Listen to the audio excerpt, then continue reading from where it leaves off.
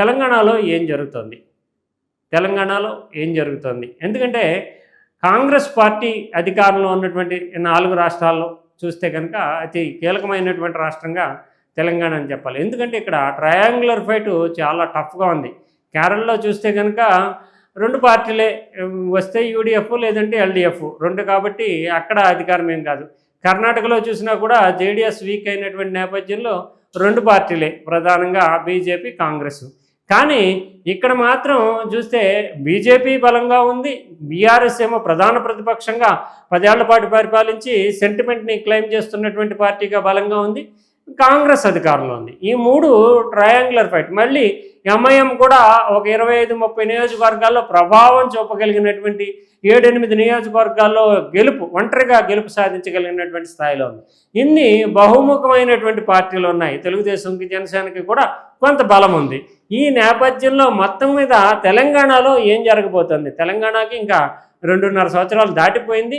ఇప్పటికీ రాజకీయం వేడెక్కింది. అంతేకాకుండా ఫోర్సెస్ బీఆర్ఎస్ తన వంతు ఫోర్సెస్ని సమీకరించుకుంటుంది. బీజేపీ కూడా ఇక్కడ వరుసగా నాయకులందరినీ దింపుతుంది. చూస్తే ప్రధానమంత్రి నరేంద్ర మోడీ, మాజీ అధ్యక్షుడు నడ్డా, కొత్త అధ్యక్షుడు నితిన్, ఇలా అందరూ కూడా వచ్చేస్తున్నటువంటి నేపథ్యంలో ఏం జరగబోతుంది అనేటటువంటిది ఒక అనుమానం తలెత్తుతుంది కాంగ్రెస్లో. ఎందుకంటే ఇక్కడ కాంగ్రెస్లో ఉండే గ్రూపులన్నీ కూడా అధిష్టానం వద్ద అధిష్టానానికి రకరకాల రూపాల్లో ఫిర్యాదులు చేయడము, రకరకాల రూపాల్లో రిపోర్ట్లు ఇవ్వడము, మీనాక్షి నటరాజన్ లాంటి ఒక సిన్సియర్ కార్యకర్త, సిన్సియర్ లీడర్ని ఇక్కడ దింపడం, ఇవన్నీ జరిగినాయి. మీనాక్షి నటరాజన్కి కూడా ఇక్కడ ఉండేటటువంటి గ్రూపులు బీజేపీ సహకారంతో ఆమె రాజ్యసభకు వెళ్లకుండా అడ్డుకొట్టవేశారు అనే అనుమానాలు కూడా ఉన్నాయి.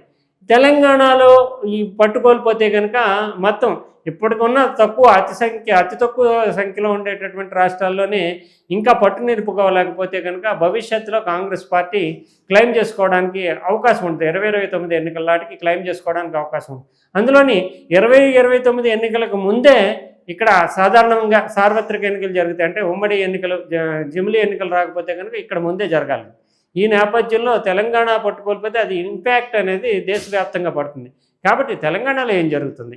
తెలంగాణలో ఇన్ని గ్రూపులు, ఎవరు ఒక మంత్రిని చూస్తే ఇంకో మంత్రికి పడదాం, ఒక గ్రూపులు, ముఖ్యమంత్రి స్థాయిలో ముఖ్యమంత్రి తన పని తాను చేసుకుపోతున్నప్పటికీ ఆయన్ని కేర్ చేస్తూ ఆయన అనుజ్ఞతో మాత్రమే పనులు చేసే పరిస్థితి కూడా మంత్రులు లేదు. వాళ్ళకు ఉండేటటువంటి పలుకుబడి కొద్దీనే వాళ్ళ పదవులు తెచ్చుకున్నారు. ఈ నేపథ్యంలో తెలంగాణలో నిజానికి ఎమ్మెల్యేలు ఏమనుకుంటున్నారు, ప్రజాప్రతినిధులు ఏమనుకుంటున్నారు, ఎంపీలు ఏమనుకుంటున్నారు, అసలు అది ఇక్కడ ఉండేటటువంటి ముఖ్యమంత్రి పనితీరు కానీ పీసీసీ పనితీరు కానీ ఎలా ఉందని అంచనా వేస్తున్నారు, ఫీల్డ్ లెవెల్లో వాళ్ళకు వస్తున్నటువంటి ఫీడ్బ్యాక్ ఏంటి, ఇలాంటి అనేక అంశాల మీద కాంగ్రెస్ పార్టీ హైకమాండ్ రహస్య సర్వే నిర్వహించింది అనేది వార్తలు వస్తున్నాయి. ముఖ్యంగా అనేక సర్వేలు నిర్వహిస్తున్నారు. ఎందుకంటే ఈ పార్టీ ఒకటే కాదు, బీఆర్ఎస్ నిర్వహించుకుంటుంది, ఇంకో వైపు చూస్తే కనుక బీజేపీ నిర్వహించుకుంటుంది.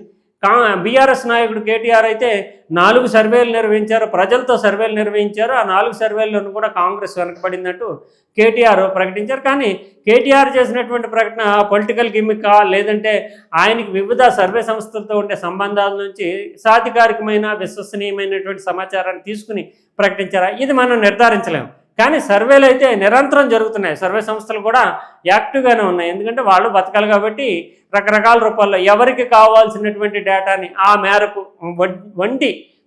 వడ్డించేటటువంటి బాధ్యతని ఈ సర్వే సంస్థలు నిర్వహిస్తూ ఉంటాయి. ఇచ్చినటువంటి మొత్తాన్ని బట్టి ఆ శాంప్లింగ్ సైజు కూడా ఉంటుంది. కానీ ఏఐసిసి ఎందుకు నిర్వహించింది అంటే ముఖ్యంగా ఇక్కడ ఉండేటటువంటి ప్రజల్లో ఏమో సానుకూలత ఉంది, కానీ నాయకులు సిద్ధంగా లేరు అనే ఒక అనుమానము.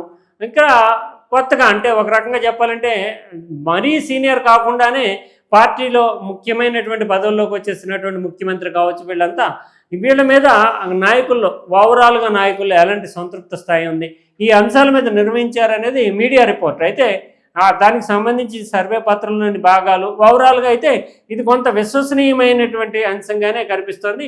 సర్వేయా, శాంప్లింగ్ తీసుకుంటున్నారా, లేదంటే అభిప్రాయాలకు సంబంధించినటువంటి ఒక నమూనా కోసమా, ఏది తెలియదు. కానీ ఓవరాల్గా అయితే రహస్య సర్వే నిర్వహించారనేది. దీంట్లో ఎవరు అంటే ఈ ప్రభుత్వం ప్రక్షాళన చేయాల్సినటువంటి కార్యక్రమాలు, తర్వాత పథకాలు ప్రజలకు చేరువవుతున్నాయా, ప్రజలకు ప్రవేశపెట్టినటువంటి పథకాలన్నా సక్రమంగా అమలు అవుతున్నాయా, ప్రభుత్వానికి లేదా పార్టీకి ఎదురవుతున్న సవాళ్ళు ఏంటి, సోషల్ మీడియా మేనేజ్మెంట్ ఎలా జరుగుతుంది, పార్టీని బలోపేతం చేసేందుకు ఇప్పటికి జిల్లాల్లో కానీ నియోజకవర్గాల్లో కానీ ఉండేటటువంటి నాయకులు అందించేటటువంటి సూచనలు ఏంటి అంటే పార్టీని ఎలక్షన్ మోడ్లోకి ఆ మూడ్లోకి నాయకులను ఆ మూడ్లోకి పార్టీని ఎలక్షన్ మోడ్లోకి తీసుకెళ్ళడానికి నిర్వహించినట్లుగా మనం అభిప్రాయపడవచ్చు. కాంగ్రెస్ అధిష్టానం ఎంపీలు ఎమ్మెల్యేలు ఎమ్మెల్సీలకు ఇచ్చి ఇది అంటే ప్రైమరీగా ఒక టాప్ రంగులో అంటే ఒక రకంగా చెప్పాలంటే ఉన్నత స్థాయి ఎమ్మెల్యే కానీ వీళ్ళు కానీ అంటే నాయక స్థాయిలో ఏమనుకుంటున్నారు మన పార్టీకి సంబంధించి నాయక స్థాయిలో వాళ్ళ యొక్క ఒపీనియన్ ఎలా ఉంది అనే దాని మీద సేకరించారనేది. అసెంబ్లీ ఎన్నికలకు సమయం దగ్గర పడుతున్నటువంటి నేపథ్యంలో ఇది సేకరించారు. 2 పేజీల ప్రశ్నపత్రం, 4 ప్రశ్నలే. ఇందులో 4వ ప్రశ్నను మాత్రం ఓపెన్ ఎండెడ్ అంటే క్లోజ్డ్ ఎండెడ్ అంటే అవునా కాదు ఇలా ఉంటాయి. 4వ ప్రశ్న మాత్రం పూర్తి స్థాయిలో ఒపీనియన్ రాయడం అనమాట. రిటర్న్ ఎగ్జామ్ డిస్క్రిప్టివ్ టైప్లో వదిలేశారనమాట. సో 100 పదాలకు మించకుండా అభిప్రాయం చెప్పాలంటే కట్టే కొట్టే తెచ్చి అన్నట్లు ఏంటి అనేది చెప్పాల్సి ఉంటుంది అనేది చర్చ జరుగుతుందట. ఏఐసిసి మీనాక్షి నటరాజన్ వీళ్ళందరూ కూడా ఏఐసిసి మీనాక్షి నటరాజన్ ఈ సర్వేకి సంబంధించినటువంటి అభిప్రాయాలంతా పూర్తి చేసిన తర్వాత వీళ్ళంతా కూడా ఆల్మోస్ట్ 100 మందిలోపు ఉంటారు కాబట్టి వీళ్ళ నుంచి అభిప్రాయ పత్రాలను స్వయంగా అంటే మధ్యలో ఎవరు మధ్యవర్తులు ఎవరు ఉండరు మీనాక్షి నటరాజనే స్వయంగా తీసుకుని ఆమె మదింపు చేసి అధిష్టానానికి రిపోర్ట్ అందజేస్తారు. దీనికి సంబంధించి అంటూ ఈ నెల 13 నుంచి కూడా ప్రక్రియ ప్రారంభమైందట. ఇది ఒక రకంగా అంటే మీడియాలో పరంగా చూస్తే కనుక బీఆర్ఎస్ కానీ బీజేపీ కానీ దీన్ని రేవంత్ రెడ్డి పనితీరు మీద రేవంత్ రెడ్డి మీద నిర్వహిస్తున్నటువంటి రిపోర్ట్ కార్డు ప్రోగ్రెస్ కార్డు అని అభిప్రాయాలు పడుతున్నారు. అయితే అది అంతమేరకు అంటే రేవంత్ రెడ్డి మీద అభిప్రాయమా లేదా పార్టీని సమాయత్తం చేసేటటువంటి ప్రక్రియలో భాగమా అనేది మనం చెప్పలేం. కానీ నింపిన ఫారంను మాత్రం గాంధీ భవన్లో జరిగే వ్యక్తిగత సమావేశాలు అంటే ఎవరికాళ్ళు పర్సనల్గా వచ్చి ఇవ్వాలి తప్పితే మధ్యలో మధ్యవర్తులు కానీ ఏమీ ఉండకూడదు. అంటే ఇది లీకేజ్ అవ్వకుండా డైరెక్ట్గానే ఏఐసిసి ఇన్ఛార్జ్ రాష్ట్ర వ్యవహారాల ఇన్ఛార్జ్కి అందజేయాలంటే ఆమె అసెస్ చేసుకోవడానికి మధ్యలో ఎవరో చెప్పారు మీడియాలో వచ్చింది అని అనుకోకుండా.